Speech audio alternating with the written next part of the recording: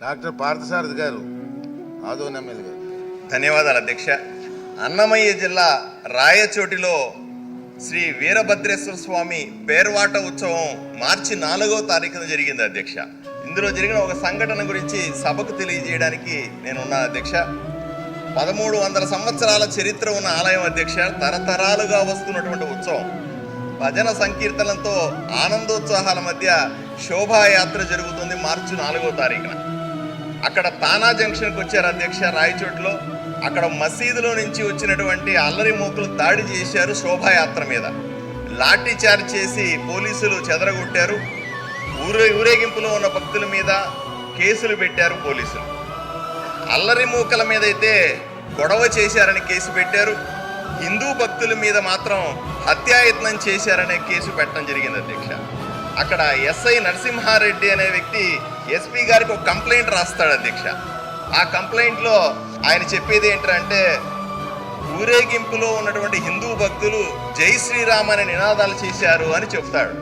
అయ్యా, రాష్ట్రంలో జై శ్రీరామ్ అనే నినాదం చేయడానికి పోలీస్ అనుమతి కావాలా అని నేను హోంమంత్రిని సూటిగా ప్రశ్నిస్తా ఉన్నా.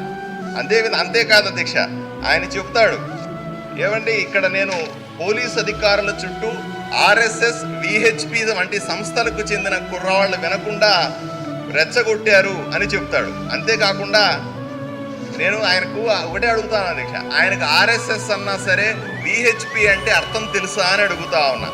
ఆర్ఎస్ఎస్ అంటే దేశం పట్ల కానీ జాతి పట్ల కానీ ధర్మం పట్ల కానీ ప్రజల పట్ల కానీ నిరంతరం పనిచేసే దేశభక్త జాతీయవాద సంస్థల అధ్యక్ష. వీటిని చులకన చేసి కంప్లైంట్లో పెట్టడం, చులకనగా ఈ ఎఫ్ఐఆర్లో చేర్చడాన్ని నేను తీవ్రంగా ఖండిస్తా ఉన్నాను అధ్యక్ష. దేశ సరిహద్దుల్లో సైనికుడు ఎలాగ ఉంటాడో దేశంలో ప్రతి గ్రామంలో ప్రతి మండలంలో ఆర్ఎస్ఎస్ అనుబంధ సంస్థల కార్యకర్తలు అలా ఉంటారని గర్వంగా భావించే కార్యకర్తలం అధ్యక్ష. మేమంతా వీళ్ళని ఇంత చులకనగా చూడడం సరైన విషయం కాదు అని చెప్తాను అధ్యక్ష.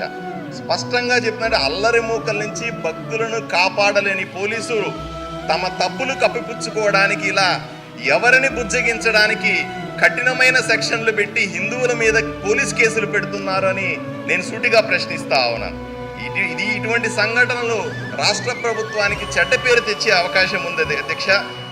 ఎవరు ఇటువంటి అల్లరి మూకలని ప్రోత్సహిస్తున్నారు, ఎవరి నాయకత్వంలో ఇవన్నీ జరుగుతున్నాయని కనుక్కొని వీటిని కఠినంగా శిక్షించాల్సిన అవసరం ఎంతైనా ఉందని చెప్తాను. ఎందుకంటే ఇటువంటి సంఘటనల మీద ప్రభుత్వం తక్షణమే కఠినంగా వ్యవహరించాలని మీ ద్వారా కోరుకుంటున్నాను అధ్యక్ష. నమస్కారం.